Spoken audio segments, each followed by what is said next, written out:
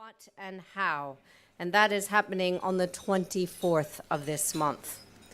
Now on to the event of today, Restless Empire, China and the World since 1750. I think many people are thinking about how China views empire with the North Korea issue continuing to rattle north of us at the moment in Asia. And Professor Westad with the LSE is here visiting Hong Kong. I'm pleased to say he will be in Hong Kong 2 times a year at Hong Kong University. He also makes the rounds at Beijing University as part of his research and teaching. The way he describes his interest to me is history and how it works and melds into the contemporary world. He is the author of no less than 15 books. Restless Empire, China and the World since 1750 has been out since September in the United States, and already he's at work on his next book on international history of the 20th century. My pleasure to introduce Professor Westad.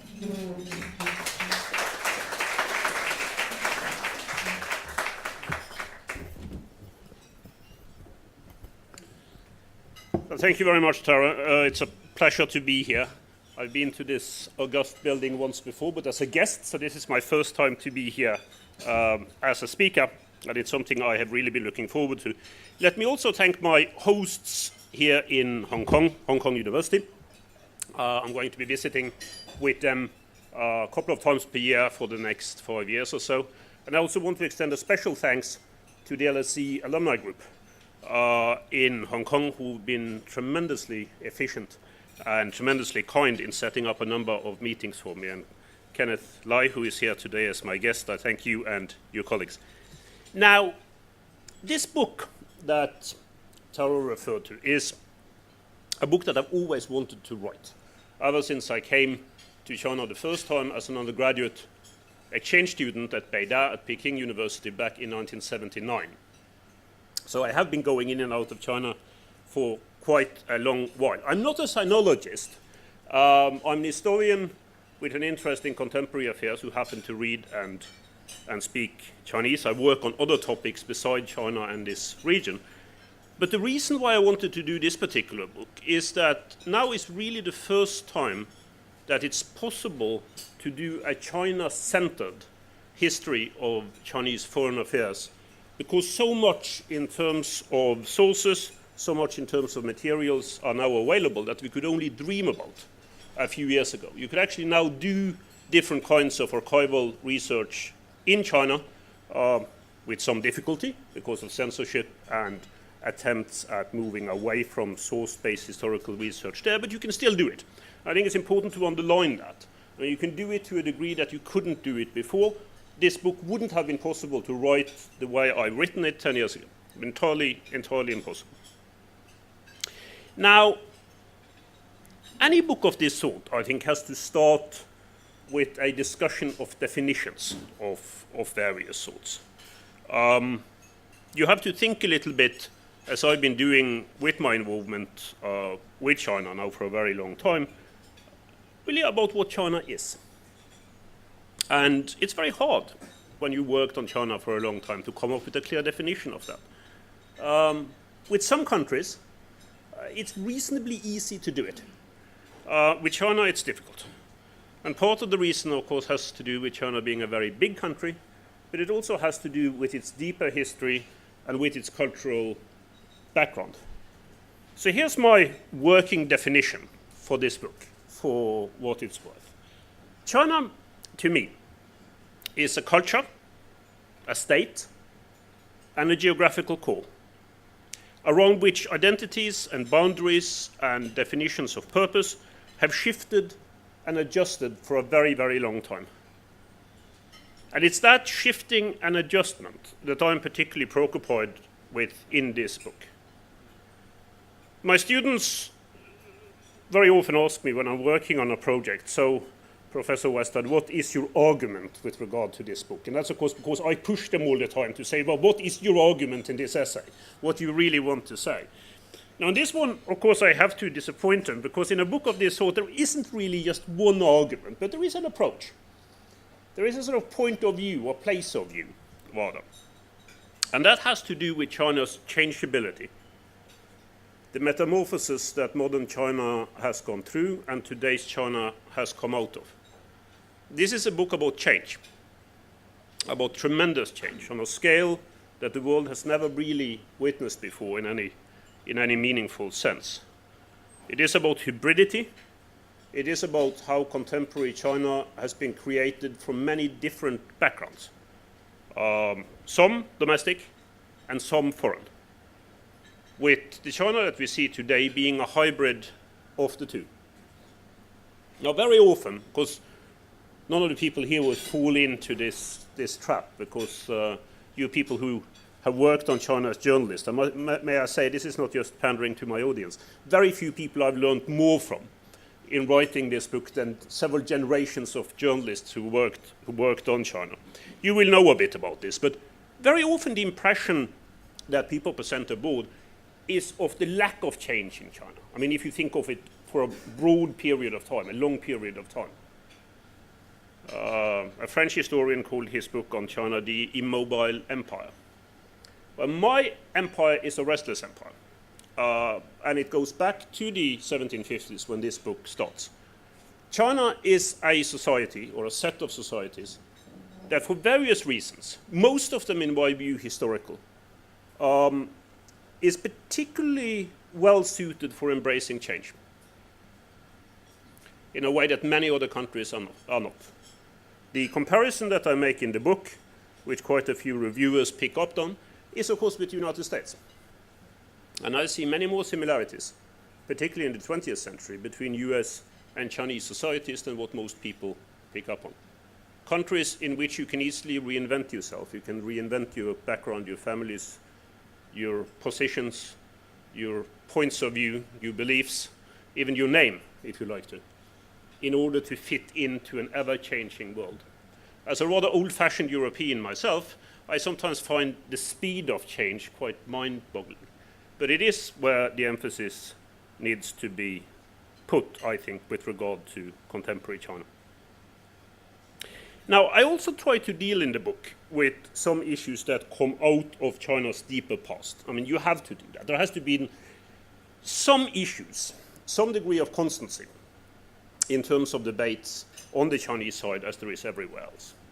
The three that I like to present, there are many of these, of course, but three I like to present on, really do go quite far back in Chinese history. And let me just spend a little bit of time talking about these and then reflect a little bit on how these influence a couple of issues that we're dealing with in today's Chinese foreign affairs, where I want to put most of the emphasis in this talk so we can have a good discussion afterwards.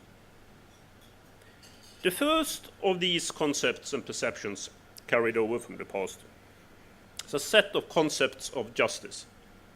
Justice in terms of international affairs, about China's position in international affairs. This is not distributive justice of the kind we often think about in Europe or in North America. It is about position. It is about sovereignty. It is, of course, also fundamentally about a sense that China has been treated very unfairly by foreign countries for a very long period of time. Now, as I argue in the book, because if you look at China's own relationship to its immediate world, concepts of justice can easily be turned around in terms of how China itself behaves. But that's neither here nor there in terms of this general argument. This is a China-centered history, as I put it, and for the Chinese who carry out today's foreign policy, looking back, this idea that China has been treated very unjustly, but also the concept that international affairs need to be based on some ideas about justice. It's very, very widely held. It goes back at least in its current form to the 19th century, when China was trying to embrace concepts of international law as it was established abroad, and then found, to that first generation's horror, that international law was something that looked very nice on paper, but very few Western great powers actually lived up to the commitments that they'd taken on in international law. That sense, I think, is still there with regard to the carrying out of China's foreign policy. The second long-term set of concepts that I'm dealing with in the book have to do with rules and rituals. And again, you have to be careful. I mean, this is not the kowtowing of the 18th century, people who are trying to send embassies, delegations to the imperial court at Beijing and are kicked out because they can't do the kowtowing, in the right manner. That's not what this is about. It is about a set of rules, going back to what I've already said about concepts of justice, whereby it would be easier to carry out a form of Chinese foreign policy that could be planned long term.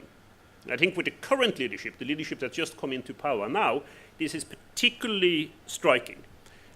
Many of them are looking for a world that is better ordered, where they are very risk adverse. They want to move away from a situation in which things are unpredictable. And China's preoccupation long term, some of this is Confucian, as many of you will know, but it's not just about Confucianism, with rules and rituals do connect very much up to this sense of organization. Think about China's behavior at the UN, for instance, of late. In foreign policy terms, many of us would argue reasonably counterproductive. Think about Libya and Syria. But still very much connected up to this general sense of a set of functioning rules and rituals. And then finally, there is the concept of China's sense of centrality. Again, you have to be careful with this. I mean, as many of you will know, the Chinese name for China, Zhongguo, doesn't really mean that China should, it's not a slogan. China should not forever be the center of the world. It's an historical concept that comes out of a group of states that existed more than 2,500 years ago.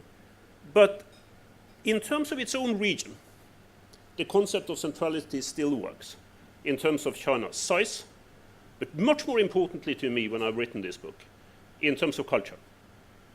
The idea very deeply held among most Chinese that China is the root bun of all Confucian culture that's been spreading in terms of language, in terms of script, in terms of ideas that are spread within the wider region, still plays a very important role in China. It can be used for good, and it can also be used in order to stoke conflict because of the insistence on China's centrality. Now, there's much more in the book than this, of course. It's a book of more than 500 pages, where I try to link China's past to its presence in terms of international affairs.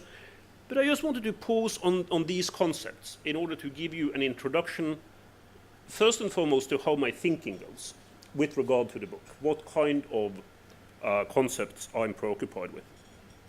Let me then turn, in the minutes I've left, to try to deal with the concepts of the past and the way they work on two particular aspects of contemporary China foreign affairs, I mean the issues that we are dealing with now, the Korean Peninsula and Southeast Asia.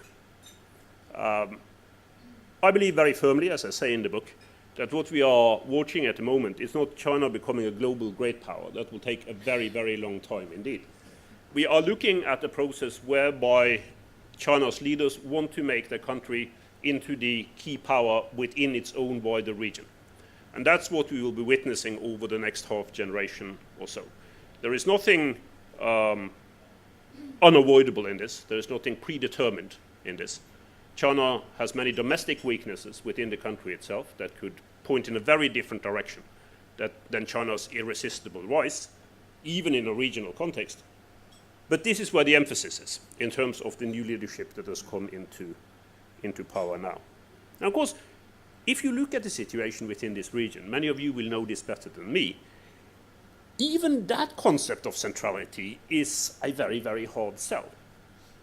China has one formal ally in the whole world, and that's a decrepit dictatorship on its border in Korea, North Korea, on which has become very obvious recently, China has a great strategic investment, but relatively limited influence.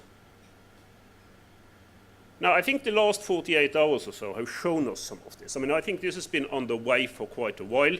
It was on the way even when Hu Jintao was in power. The concept within Beijing, and as Tara and I were talking about over lunch, very often coming from people I would regard as nationalists on the Beijing side, that North Korea could be more of a problem than what it's worth. When you have one ally in the world, you want to be the regional great power, possibly a global great power in the next generation. And you have an ally like North Korea, and you don't really have an ally, you have a problem. I mean, you have a very, very big problem on your hands. And many of the more nationalist-oriented foreign policy advisors, top people, particularly within the party, the small leading group of foreign affairs, the staffers, people who work for the Central Party School, where I speak quite regularly, or people who work in the international department of the party, there has been a change with regard to this, where North Korea now is seen more as a problem than as an asset. The question is, of course, what to do about it. And on that, I don't think there are many good solutions in Beijing, as indeed there aren't many good solutions elsewhere. There's a clear understanding, I think, among the people I'm talking about here in Beijing that things have taken a turn for the worse. The underlining that I find now of a dissonance between what North Korea is doing and what China's broader strategic interests are is very striking. But what has really, really changed to me is this. And this almost reminds me of American foreign policy a generation ago. It's what you could call the domino effect. That some of these people have started thinking, if our only ally can treat us in this way, what kind of effect will this have elsewhere? I mean, why on earth should countries in Southeast Asia respect us in terms of what we want to achieve, when we can't even handle our younger brother in Pyongyang, now a much younger brother, of course, with the latest Kim, who come into the succession. So things are changing, and they're changing, I think, quite rapidly with regard to perceptions in Beijing on this. We can talk more about this later. Let me turn to Southeast Asia, which to me very much is the biggest problem area in terms of negative change on China's foreign policy that I've observed over the last 2 years or so. Deng Xiaoping always said that his greatest achievement in terms of foreign policy was not normalization, full normalization with the United States, or the ability to work with the Japanese. Look back at what the relationship was like back then. Now, it was the breakthrough with regard to Southeast Asia, to take a generation or more of enmity and suspicion and turn it into a beginning degree of cooperation, not least in economic terms. Now, the last leadership managed to wreck most of that by its insistence on China's rights in the South China Sea within a time period that's probably less than 2 years. And this is a hole that China needs to get out of. I think there are some people within the new leadership who realize this, who realize that centrality can be about cooperation as much as the insistence on China's rights, which of course they would get no support for in an international setting. But I'm also worried in terms of the lack of knowledge on the Chinese side with regard to this. I mean, I met quite a number of reasonably mid-ranking diplomats in the Wai Jiaobu, in the Chinese Foreign Ministry, who do not actually understand that the so-called nine-stippled line isn't even a Chinese demand. I mean, it's a way of underlining some unclear kind of historical claims that are there.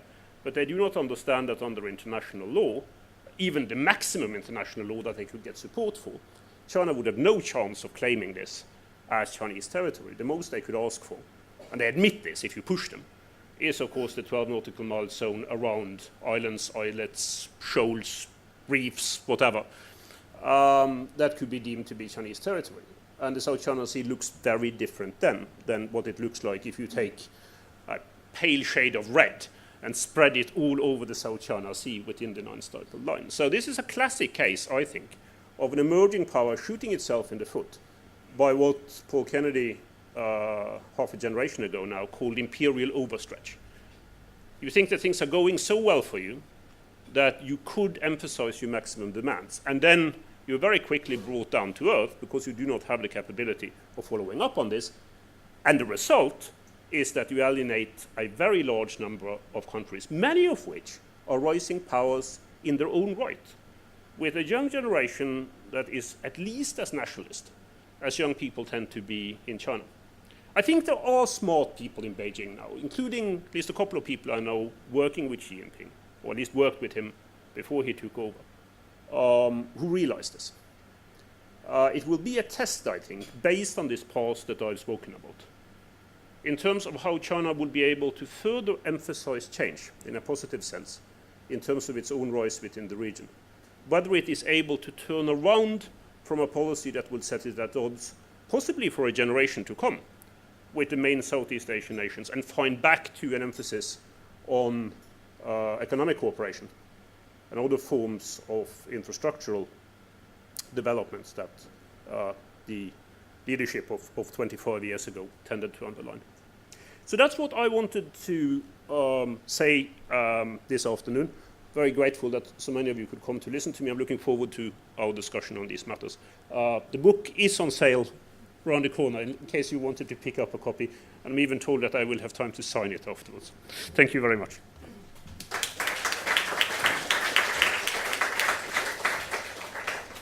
I guess instead of carrying around a little red book, you get to carry around a very big red book. So we have plenty of time for questions and answers and discussion. Let's start over here. Please give us your name and an organization if you're with one. Microphone over in this direction. Thanks. Hi, my name is Edith Terry, former journalist. I'm very interested in whether the people you're talking to in Beijing have any idea, any sense of, any recognition that the shift in Myanmar towards the U.S. and away from China is their fault. I find your interpretation quite fascinating, but whether it's getting through or not is my question.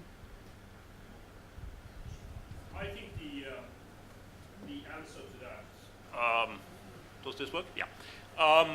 Straightforward answer is yes. I mean, there are people who realize that. Now, that said, I think they realize it in exactly the fashion that you put it, that this is about the United States, which I'm not so sure it actually is. I mean, Tara and I were discussing this earlier on. I think what the United States has done with regard to Burma is that it has piggybacked on ASEAN initiatives that started much earlier, in part as a result of the deteriorating relationship between the bigger countries within ASEAN and China. And it was very clear right at the beginning of the difficulties that started to develop with regard to the South China Sea and some other matters, it should be said as well, between China and ASEAN, that infamous Hanoi meeting now almost 2 years ago, that Burma was going to be one of the areas in which ASEAN could strike back, and they certainly did. I mean, one of the most fascinating examples of what ASEAN has been able to do has been with regard to Burma. The concept of, which existed within ASEAN for a very long time, that the Burmese junta could have its way and then things would sort themselves out in their own good time, a rather classical ASEAN approach for many issues, it must be said, fell away at the point when it was clear that China wanted to challenge ASEAN on other interests with regard to the region. And there was more than a subtle shift in ASEAN policy towards the Burmese at that point. The United States were able to build on that, came in later. Of course, that had a major effect and was incredibly important. But this shows the weakness. I mean, it's a very good issue to show the weakness of China's foreign policy within the region, at least over the last 2 to 3 years.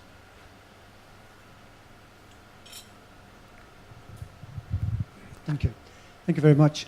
My name is Bob Ness. I'm from the British Council here in Hong Kong. I have a question about so-called soft power. And you were talking about culture, you're talking about China's role not just in the world, but in the region. Just been talking about that. And there is a thesis that China suffers, if that's the word, from a very significant deficit in soft power. Do you agree with that? And if you do, what do you think? Is China aware of that? And what's China trying to do about it? That's a good question. We at LSE Ideas, which is the center that I run at LSE, trying to link historians and international affairs experts and sociologists and anthropologists and lawyers and even a few others together to think about the impact of the past on the present. We also run a training program for the Chinese Foreign Ministry, Wai Jiabo. which really came out of Yang Jiechi being an LSE graduate, the now former foreign minister, the state councillor on dealing with foreign affairs. So one of the first people we had with us, they had to do a dissertation. And he already served as ambassador at a couple of places in Africa. And he was going to do China's soft power. So he started out working on this, and after a couple of months he came to me and said, I can't do this. I said, why not? And he said, China doesn't have any soft power. It's absolutely none. How on earth can I write about China's soft power? And he was right, more or less. I mean, there are some cultural resonances within this region of China being that originator, that root of a common culture.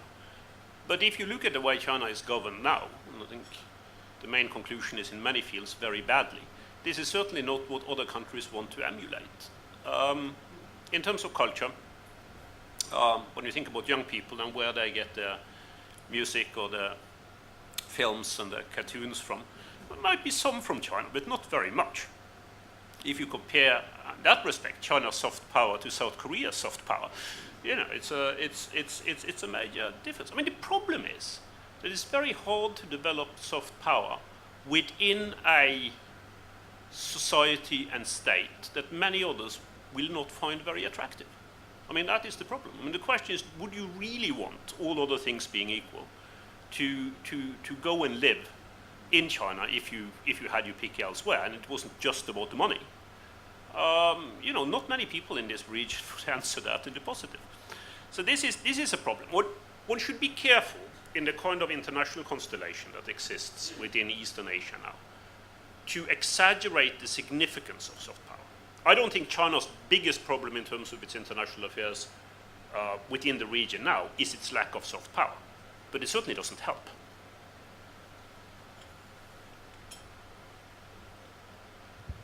Philip Bowring, journalist. I had the pleasure of reading this of your book on Kindle a few months ago. And the main point that I was left with, and I know it wasn't your main point, it was the main point that sort of occurred to me, was that as one who's sort of listened so much to Chinese accounts of humiliation, which are all true, it's the expansion of the Chinese empire over the last 250, 300 years. Sure. Taiwan, Manchuria, Xinjiang, Tibet, Taiwan, and driven not just by Beijing, but by demographics, including the demographic movement into Southeast Asia.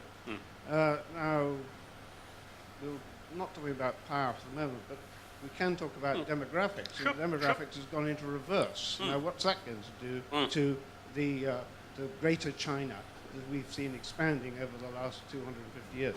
Well, let me start with the last part of your question. That if it doesn't turn around rather quickly, it will be an absolute disaster.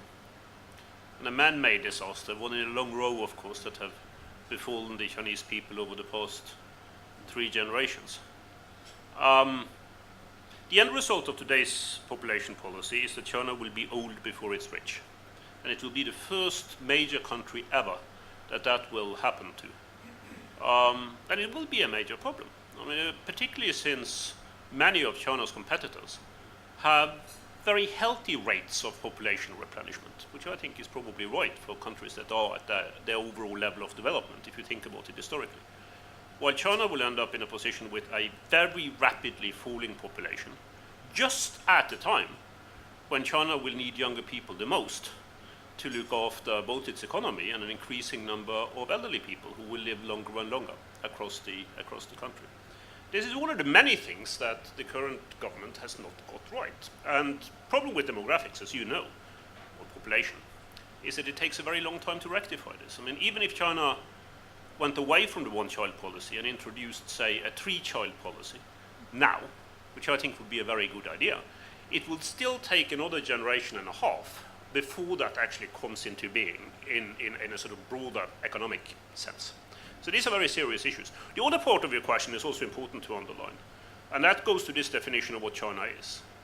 I mean, and it is one of my attempts at getting away from the concept of Chinese inward-lookingness if you go back to the 18th century. That's why I started this book in the 1750s.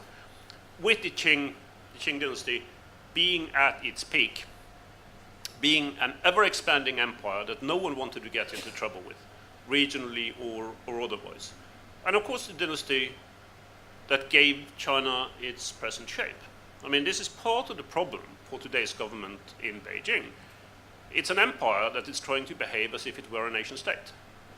And that's very difficult, at least if you're not willing to go into a very large number of compromises with other peoples, non-Chinese peoples who live within your borders. I think this will be one of the major challenges for any Chinese government in the future, is to try to reinvent that relationship in order to avoid significant problems at the country's edges. Over here, and we'll move around in a circle. Chris Appleton, how far do you think China will take their territorial dispute with Japan? It's hard to say. I think this is an issue that depends very much on what happens domestically within China, within the new leadership. There are very different voices on this, as indeed there are different voices on almost everything now. I mean, think about North Korea. They're so badly split on North Korea that they, haven't been, maybe up to quite recently, able to do anything in terms of changing their overall approach. My biggest fear in the relationship between China and Japan is that some kind of accident should happen, probably at sea, that would throw this into a situation which it would be very hard for either country to step back from. There's one advisor in particular who works fairly closely with the new president and head of the party, who for a long time has been pushing the idea that China needs a very fundamental rethink of its overall relationship with Japan. He's very much been a lone voice on these kinds of things, but a very outspoken one, and one with a perfect party pedigree, so he can say whatever he wants to say. And his point is, of course, a very sensible one. China cannot rise as the predominant power in Asia against Japan. It can only rise with Japan. I mean, as long as Japan continues to be there as an unsinkable American aircraft carrier right off the Asian mainland, China has absolutely no possibility of even becoming the predominant power within its own region. That's the point that he's been putting. And it's a very strong, very forceful argument. But it comes up against the dyed-in-the-wool nationalism that is there, and particularly, of course, as we all know, for historical reasons with regard to Japan. So I'm a reasonable optimist with regard to this. And I think over time, unless an accident happens, I think this will revert, probably not to any kind of very positive relationship, but at least to the way it was before both sides started emphasizing the Yaoi-Senkaku conflict. Over here, and then Jane. Sorry, I said I was going right here, and we'll come to Jane, please.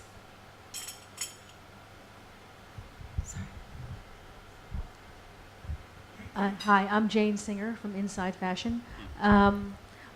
Getting back to your comment on demographics and the fact that China will likely grow old before it grows rich as a result of not having enough young people coming on, and that even if they were to change that now, it wouldn't be enough.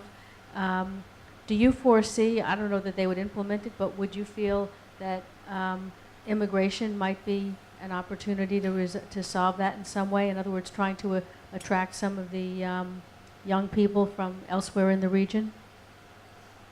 It's certainly something that they are thinking about. Given what I've said about China's soft power so far, meaning Right. its attractiveness, it's very hard to see that. Last time I brought this up, this was during my November visit in Beijing with some pretty high-ranking party officials, and including, of course, the gender imbalance, which is a very important part of this question. They said, this won't be a problem. We will solve it through immigration. I mean, and I said, immigration? I mean, China doesn't really have much of a tradition of immigration. They said, no problem. There are so many young ladies around in East Asia who would like to come in and marry wealthy young Chinese gentlemen, that this would... it shows, I think, the inability to get to grips with the hardcore essence of some of these problems that you find within the party. I mean, these were not unreasonable men on other issues, but completely living in a dream world when it comes to what China can do to make up for the self-inflicted difficulties with regard to demographics. So I think the answer to your question from my perspective is no. I do not think it is very likely that, that it's likelier in China than what it were in Japan, for instance, or quite a number of other countries, that a sensible immigration policy could make up for the difficulties in terms of demographics that we see developing now. Over here. Adi Desai from Lim Advisors. Professor, could you explain the role of investment decisions, foreign investment decisions by state-owned companies? And Sorry, I didn't hear that. the foreign investment decisions by state-owned companies of Yes. China, and how they play into the entire international relations framework. I mean, to give you examples, like the significant investments made in ports in Pakistan, Yes. Sri Lanka, Bangladesh, Myanmar, Africa, in Eastern Africa especially, Kazakhstan, etc. And how does this, is this like a wider sort of strategic decision, or are these just individual investment decisions being made by independent companies? I think the best answer to that is that it is probably a mix. I mean, that's the cheap answer as well, of course. But I think my emphasis would be on the side saying that in most cases, these are business decisions more than strategic decisions. And that has a little bit to do with my knowledge of how these one of the big Chinese state companies operate. I'm sure many of you will know that as well. Increasingly, they behave like private companies. There was one case not long ago, a friend of mine who heads up a rather big Chinese state-owned company, who was asked by the relevant small leading group to do something, which he was very reluctant to do. So he met with them, and they said, we would like you to do this. And he said, that's fine. Of course, do anything from our country. And you are the owners, so of course I want to do everything with the owners. But I also have to look after my bottom line. I mean, that's why I was put in place. And if you can guarantee that the business losses that we may incur by making this particular investment will be covered by the government, then of course I'm willing to do it, which of course they weren't. So, I mean, it's far too easy to say that all of these are strategic investments that are done for military, or with a military implication of some sort. There are exceptions. I think the Pakistani port, Gwadar, is it?